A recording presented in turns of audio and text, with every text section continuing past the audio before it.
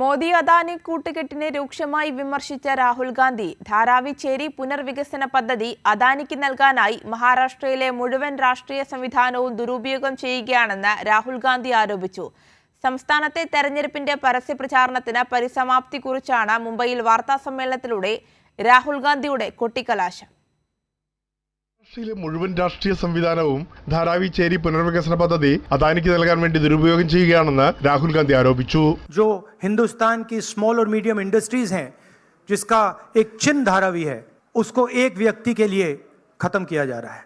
രാജ്യത്തെ തുറമുഖങ്ങൾ, വിമാനത്താവളങ്ങൾ, മറ്റു സ്വത്തുക്കൾ എന്നിവയെല്ലാം അദാനിക്ക് നൽകുന്നതിനെയാണ് ഒന്നിച്ചു നിന്നാൽ രക്ഷയെന്ന് മോദി പ്രസംഗിക്കുന്നതെന്നും രാഹുൽ പരിഹസിച്ചു.